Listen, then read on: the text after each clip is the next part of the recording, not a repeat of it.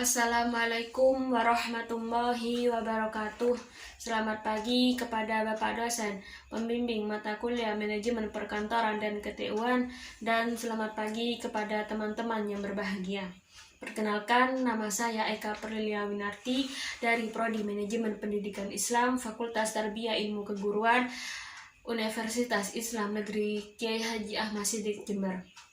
Pada kesempatan kali ini, saya perwakilan dari kelompok 4 yang mana akan menjelaskan tentang sistem dan prosedur kearsipan, yang mana pematerinya yaitu Andini Lutfiatul Maghfirah, yang kedua Fahmi Arham, yang ketiga Muhammad Rendi Hidayatullah, dan yang terakhir saya sendiri, Eka Perlilia Winarti. Agar menyingkat waktu, mari kita mendengar tentang penjelasan terkait sistem dan prosedur kearsipan.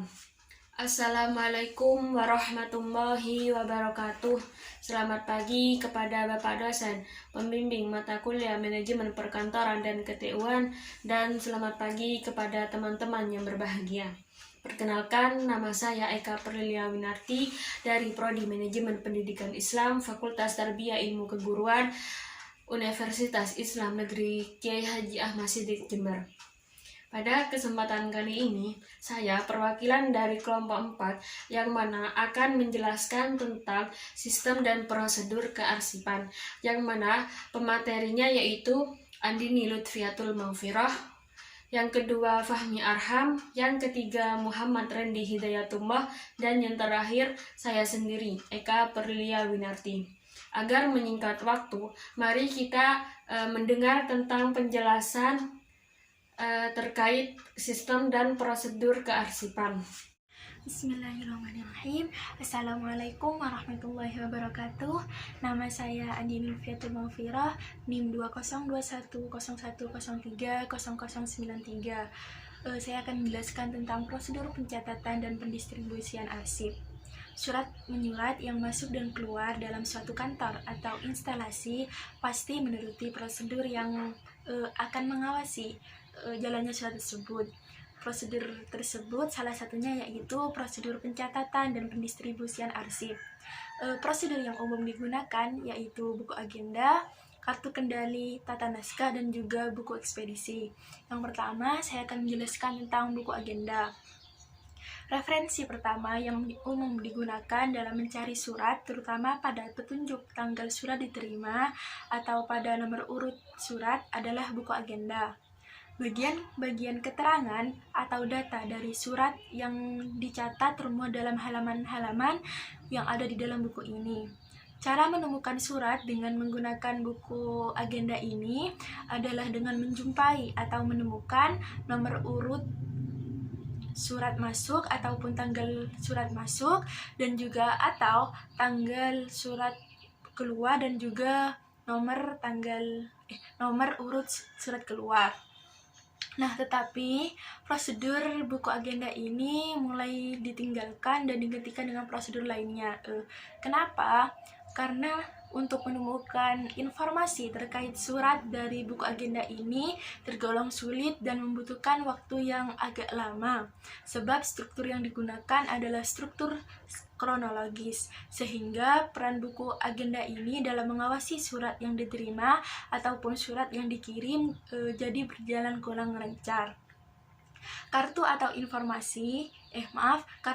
formulir dapat digunakan untuk memaksimalkan penggunaan buku agenda ini. Nah, susunan kronologis yang digunakan ini sebenarnya tidak terlalu cocok untuk mengawasi jalan surat masuk ataupun surat yang keluar.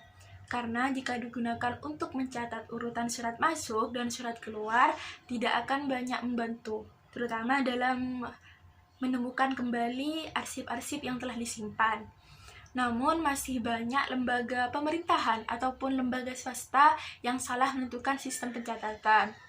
Nah, buku agenda ini ada 3 jenis format. Yang pertama, buku agenda tunggal. Buku agenda tunggal adalah buku yang digunakan jika surat yang diterima dan yang keluar serta penomoran yang dicatat secara berurutan atau campuran pada setiap halaman. Maka buku jenis ini cocok digunakan. daftar surat keluar dan surat yang masuk dimuat dalam satu format saja. Yang kedua yaitu buku agenda berpasangan. Dalam buku agenda jenis ini, kolom yang terdiri dari agenda surat masuk dan agenda surat keluar dimuat secara terpisah dan dibedakan. Yang ketiga, surat agenda kembar. Buku agenda jenis ini adalah buku agenda yang dimana buku untuk surat keluar ataupun surat yang akan masuk tidak termuat dalam satu buku agenda. Yang selanjutnya saya akan menjelaskan tentang kartu kendali. Kartu kendali adalah lembar isian atau kartu berukuran 10 x 15 cm yang digunakan sebagai sarana pencatat, penerimaan, penyampaian, dan penemuan kembali serta sebagai bukti penyerahan arsip. Dalam pemakaian kartu kendali ini, surat dihimpun menjadi surat penting, surat biasa, dan juga surat rahasia. Nah, pencatatan kartu kendali ini hanya digunakan untuk surat yang penting saja, sedangkan surat biasa memakai lembar pengantar surat biasa dan surat rahasia ditulis dalam pengantar surat rahasia. Nah, selain sebagai alternatif atau pengganti buku agenda, kartu kendali juga dapat digunakan untuk mengatur surat masuk atau surat yang keluar, melacak lokasi surat, dan juga surat-surat masih dalam proses dan jika surat-surat masih dalam proses, kartu kendali ini bisa digunakan untuk arsip pengganti. Selanjutnya yaitu tata naskah. Tata naskah adalah aktivitas manajemen untuk menyatur dan menjaga dokumen-dokumen dari semua catatan mengenai aspek-aspek tertentu dari suatu persoalan pokok secara berurutan dalam suatu berkas. Nah, tata naskah ini digunakan untuk memudahkan dalam menyajikan, mengolah, mengawasi, dan mencari ulang aspek-aspek tertentu dalam suatu masalah tersebut.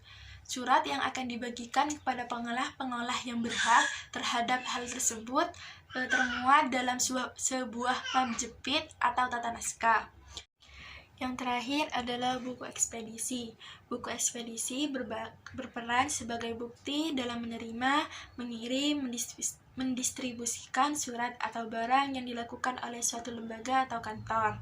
Dalam buku ekspedisi, dokumen yang ditulis lebih sedikit dibandingkan dengan buku agenda, yaitu nomor urut, tujuan surat, isi surat, dan juga para penerima. Assalamualaikum warahmatullahi wabarakatuh. Perkenalkan, nama saya Muhammad Rendi Hidayatullah. Di sini saya akan menjelaskan tentang prosedur pengolahan dan prosedur penyimpanan. Yang pertama, prosedur pengolahan surat masuk. Prosedur pengolahan surat yang baik hendaknya menggunakan langkah-langkah sebagai berikut. Yang pertama yaitu penerimaan. Yang kedua, penyortiran.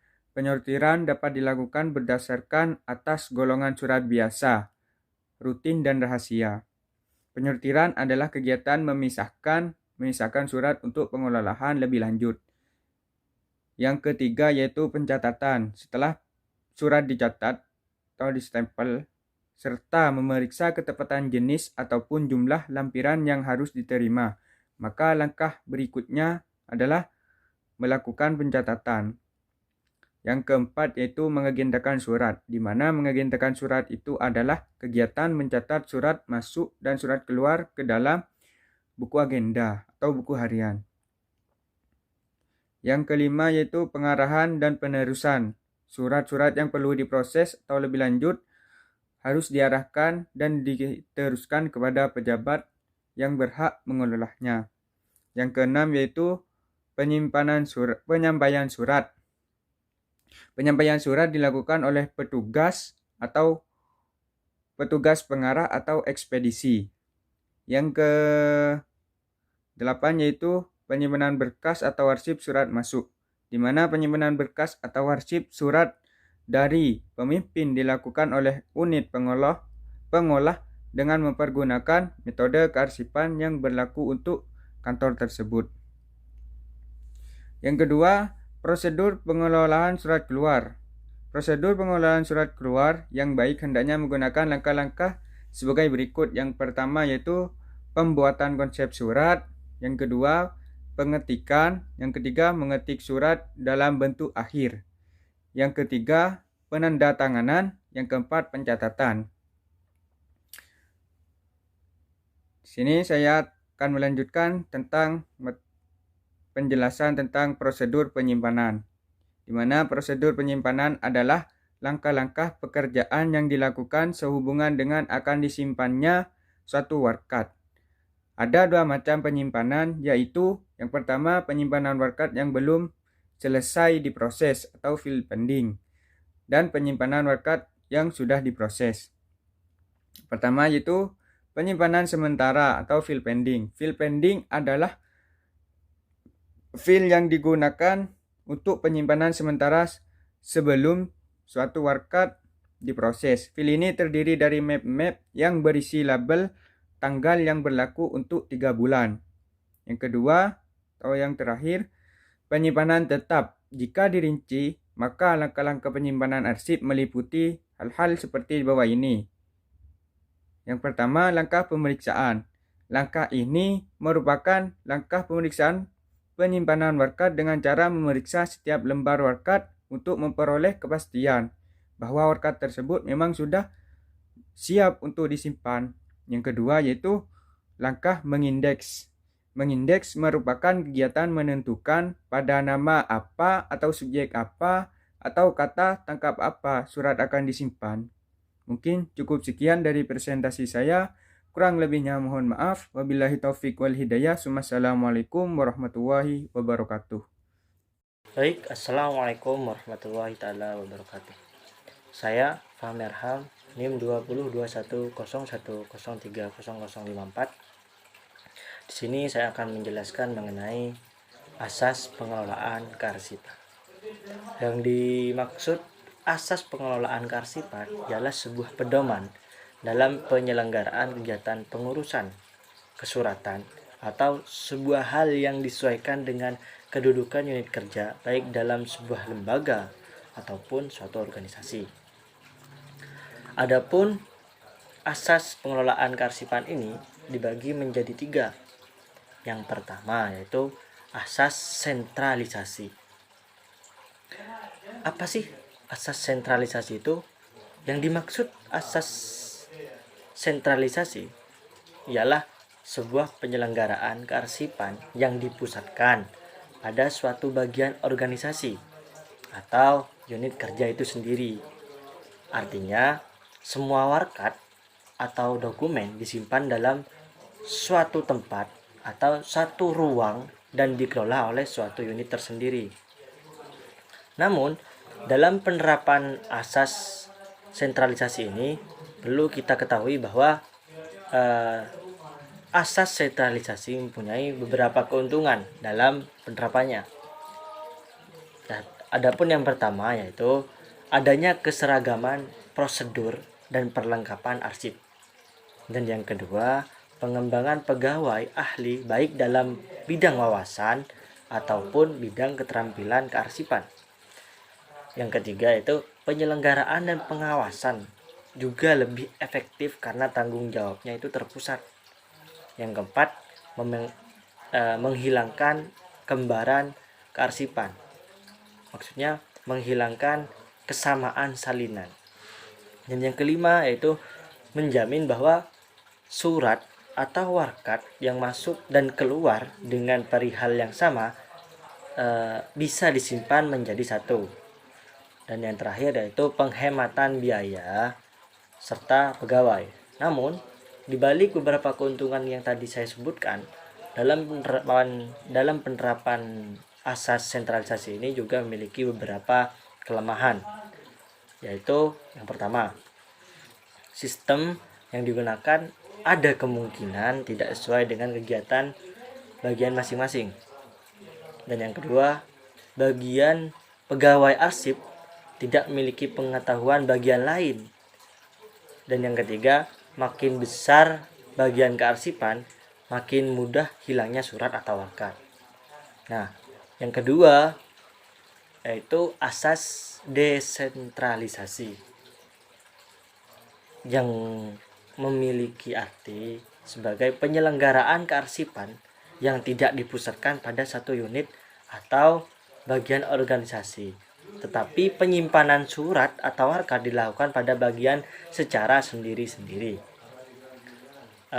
Adapun kelebihannya dalam penggunaan asas desentralisasi, yang pertama yaitu mudah memperoleh surat atau wakat yang diperlukan.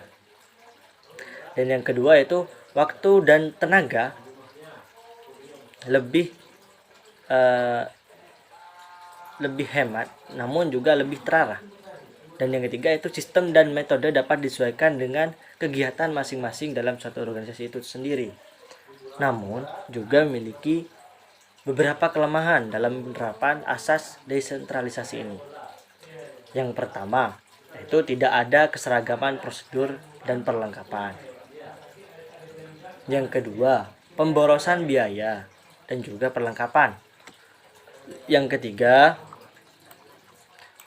pegawai secara keseluruhan dari pemimpin antara pegawai memiliki sebuah jarak lebih lanjut karena memiliki bagian ruang sendiri-sendiri. Dan yang keempat yaitu kemungkinan terdapat kembaran arsip atau kesamaan salinan. Tiap unit atau bagian memiliki sebuah kesamaan dalam pengarsipan itu sendiri. Adapun yang terakhir ialah asas gabungan. Asas gabungan ini merupakan sebuah penyelenggaraan atau pengelolaan arsip dengan memadukan kelebihan asas sentralisasi dan juga kelebihan asas desentralisasi, sehingga kelemahan dari kedua asas tersebut dapat diminimalisir.